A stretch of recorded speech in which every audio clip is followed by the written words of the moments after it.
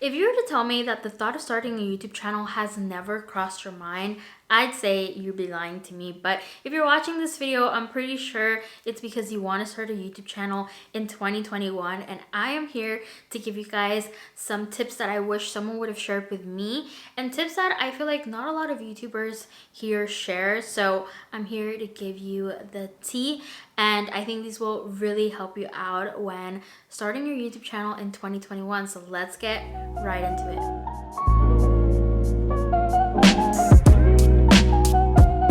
Hey guys, what's up? My name is XIMENA, and I will be reading the tips off my phone because I have them written down here. So you'll see me looking down every so often. But the first tip I have for you guys is to start now and don't compare yourself to another creator on this platform. This is the first thing that a lot of people do when they start their YouTube channel. They compare themselves to their favorite YouTuber. I have a ton of favorite YouTubers, and I know that when I first started, I wanted to be just like them, but that's the first thing you shouldn't do. You need to focus on being yourself. And a lot of people, what they also do is compare their equipment and their editing softwares and the quality of their videos. But you have to keep in mind that that YouTuber you're looking up to has been on the platform for a lot longer than you have, and they have more experience. They've been able to build up their equipment and their editing software. Heck, some of them even have managers, publicists, and agents, but you are just starting out. So use them not as someone to compare yourself to, but someone that you can look up to and motivate you to keep going on your YouTube channel. Because a lot of people don't start YouTube because they don't have the right equipment. And honestly, there is no right equipment to start YouTube with, and you shouldn't compare yourself to someone that has already been through the journey you're just going to begin. So make sure to keep that in mind when you're starting your YouTube channel, and even when you're making that first video, because it's really important, and all of these other tips will fall into place once you really nail down this first tip.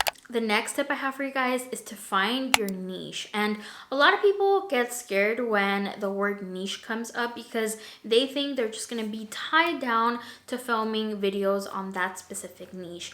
But a tip that I have learned is to pick two niches. And if you're comfortable with only talking about one niche, good for you. But if you think that's really gonna kind of restrict you, then use two niches. I feel like three would be kind of a lot. So just stick to two niches that could go hand in hand with each other, and you can piggyback off of one another, and it won't really seem that restrictive when you're filming content. And niching down here on YouTube is truly the way you are going to grow.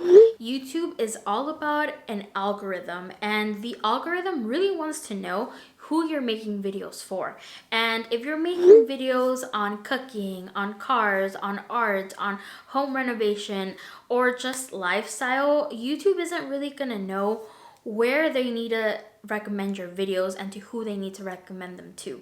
So it's really important for you to find an audience and a group of people that you really want to make videos for and stick to it. If you later on in the road of your YouTube channel want to spice it up and talk about other subjects, you can do so once you have an audience. But as long as you don't have an audience, you really need to target that audience you want to find by making specific videos in your niche. And there's so many niches here on YouTube, and a lot of them are already saturated. Keep in mind, you're coming into YouTube in 2021, not 2010 or 2012, when YouTube was still kind of picking up some traction. But now there's so many creators on the platform. So keep that in mind next time you are picking your niche. My next tip is to be relatable. This is a really important tip I wish I would have really taken into consideration when I first started my YouTube channel, but honestly, I didn't really know about the tip. And being relatable here on YouTube is key to growing as well. You really want to make videos that are going to resonate with other people. There are a ton of different types of creators of all ages, and you really need to find what audience you're going to be relatable with. So for example, if you are someone who is making college type videos, then there can be college type videos for different types of people. There can be college type videos for people in their 30s who already have a family and are going back to university or going back to college, and you want to share that journey with them. But then there are also people that are going to college who just graduated out of high school. So you might not be relatable to those people that just got out of high school, but you'll be relatable to people that are in their 30s or are a little older and are going back to school. So definitely find something that you can have in common with your audience. And when you pick a niche, those things are going to be relatable to your audience and they go hand in hand. So it's a really important tip that I love giving new YouTubers. My next tip is on equipment, and I know that a lot of people want to know what type of camera I use and also the editing software, the lenses. But the first thing I want to tell you guys is to don't necessarily worry about your equipment when you first start YouTube. You can honestly just start with what you have. If you only have an iPhone, use your iPhone. iPhones have great quality. I'm not too aware about Samsungs or Androids, but I'm pretty sure they should have similar quality, or good quality at least. So just start with that. There's even a skincare YouTuber, his name is Hiram. I don't know if you guys might know him, but he does his videos only with his iPhone. I think he edits with his Mac, but everything he films on his iPhone. And a pro tip is don't film with your front camera, film with the back camera. It has a lot better quality. So yeah, Hiram only films his videos with his iPhone and he edits them on his MacBook, I think, or if not, on the software on his phone. But I do have a couple cameras that I personally use, but keep in mind, I've been on YouTube for 6+ years. I've had time to slowly upgrade my equipment, and I didn't start with a fancy camera. When I first started YouTube, I started it with the webcam on my boyfriend's MacBook because I didn't even have a computer. And that just shows you that you can start with anything you have. If someone can let you borrow a camera or let you borrow their phone and help you make videos, then do that. Don't stress yourself out about buying a super expensive camera, but if you are in a place where you can invest money into your YouTube channel, then I will leave all of my equipment down below, and I'll also share them with you guys in another clip.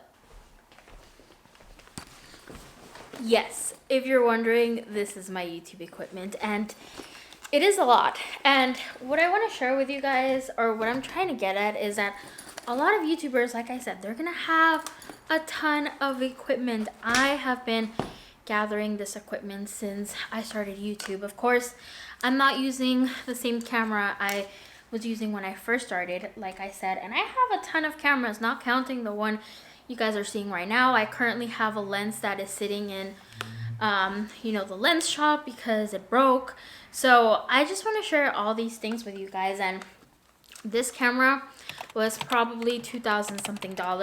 This lens itself was probably like $700, $800. I bought it like 3 years ago. And you want to know something? I don't really use this camera because now there is equipment that you can buy at a cheaper price and get really good quality videos. I'm currently filming on my Canon M50 and it takes amazing photos. This camera, the G7X Mark II, I've had it for the longest time. Look at this. It is now so wiggly. I have tape holding it down. My sister currently uses this one for her vlogs and it still works for her. It's something that she's using, but something that she didn't have to go out and buy. I have it. It's an extra camera I still use sometimes, but she decided she wanted to use this, although I told her, you know what, I have another camera you can use. She was like, no, I'm fine with this. I like this. And that just shows that you can create content with anything you have. My Mac, this was a $3,000 something investment that I did maybe 4 years ago. And there are so many new Macs that have come out with, like the touch bar right here. And I haven't upgraded my baby because this has a lot of storage and I use it all the time. My iPad, I use it for so many things as well. I got this microphone, I want to say maybe 2 years ago, barely. I just upgraded to a better microphone for voiceovers and I love it so much. I have my Canon M50. This one, I use it for vlogging. It flips downwards.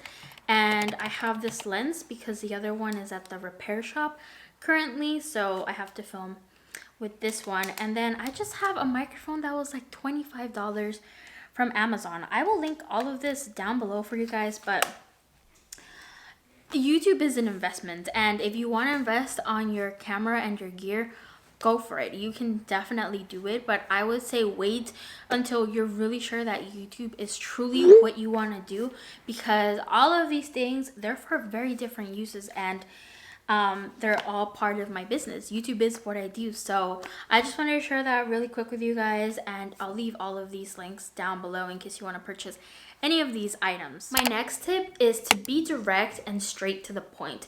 No one wants to watch a YouTuber that takes a long time to get to the nitty-gritty of what the video is about. If you have a 10-minute video, don't use the first 5 minutes to talk about how your day went and why you haven't been posting and a lot about you.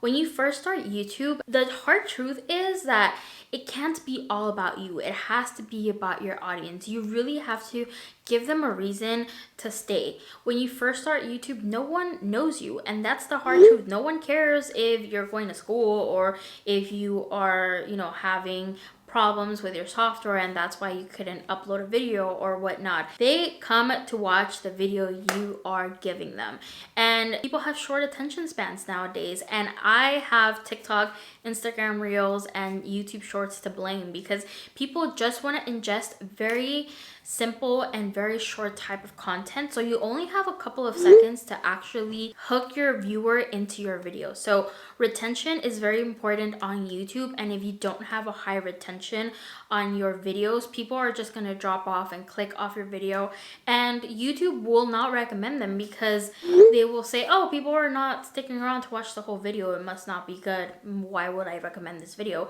to other viewers? The next tip goes right along with being straight to the point, and that is to show and not tell us what you're doing. Another YouTuber gave this tip, and I was so mind blown when I actually heard about it, because it made sense about why people were not actually sticking around to watch my videos.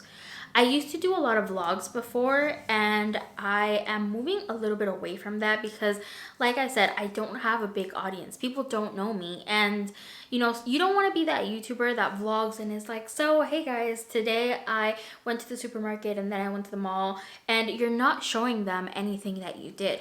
If you went to Target, show them going through the aisle, show them picking up stuff, show them what you're buying from Target. Don't just tell them, hey guys, I went to the mall and then I went to Target. Actually give them a visual. People are watching YouTube because they want to see what you're doing. They don't want to necessarily hear.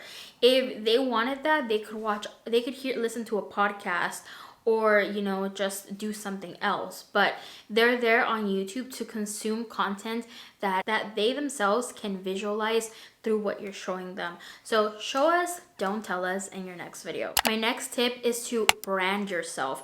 A lot of people don't talk about this when you start YouTube, but branding yourself when you start YouTube is very, very important. You want to make sure you stand out amongst the millions, if not billions of creators on this platform. I want to share with you guys an example of branding. So two of my favorite YouTubers are Alicia Marie and Aspen Ovard. They are both lifestyle YouTubers. They started at around the same time, have similar subscriber numbers, but they are branded completely different. Alicia is a lifestyle channel, but she is more into YouTube like business sort of thing, and she's also into, challenges and latest trends. But Aspen is a mom. She is married. She has a baby. Her name is Cove. She is beautiful. And so her content revolves more around family lifestyle. So although these two YouTube channels are very similar in terms of the type of niche they're in, the branding of each niche for them is completely different. And they both target audiences that are different, but they also target similar audiences because they're still lifestyle. But even down to the design of their channel, the branding is completely different. So that is a pro tip that I could give you guys when you first start your YouTube channel. brand yourselves and make sure you stand out from other YouTubers. My last tip, but a very important tip that I have for you guys, is to be consistent and show up. No one wants to subscribe to a YouTuber that only posts once or twice a month. They want to make sure that you are going to be posting on a regular basis. Your audience is going to treat you like their next favorite TV show. What are TV shows? Well, what do they have? They air at a specific time on a specific day. And if you can do that for your audience, they're automatically going to know, oh, for example, XIMENA, she posts on Wednesdays at 9 a.m. Some people have the notification bell on and they are subscribed to your channel, but YouTube sometimes doesn't alert them that you've just uploaded a new video. But if you have a set schedule and you show up on the same day at the same time, your subscribers are not going to need that bell reminder. They're going to know, you're gonna show up with a new video at this certain time, and they'll just go to your channel and most likely they will find a video uploaded by you on the day or days you usually upload.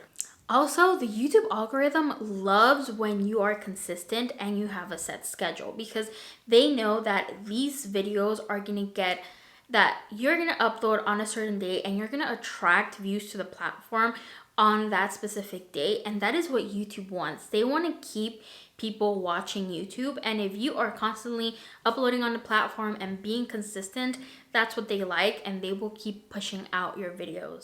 I hope you guys took really important tips from this video. I loved making this video and I wish someone would have told me these things when I first started YouTube 6+ years ago, but I'm here to share them with you guys today. And if you guys have specific video requests you guys would like me to film here on my channel, then let me know down below. I have a lifestyle channel and a YouTube tips channel. So I have two niches that I merged together. So if you're interested in lifestyle for ages late teens to 20-year-olds, then make sure to stick around on my channel. And if you like YouTube tips, then definitely hit that subscribe button as well. And share this video with anyone else that you know will benefit from listening to this video and starting their own channel.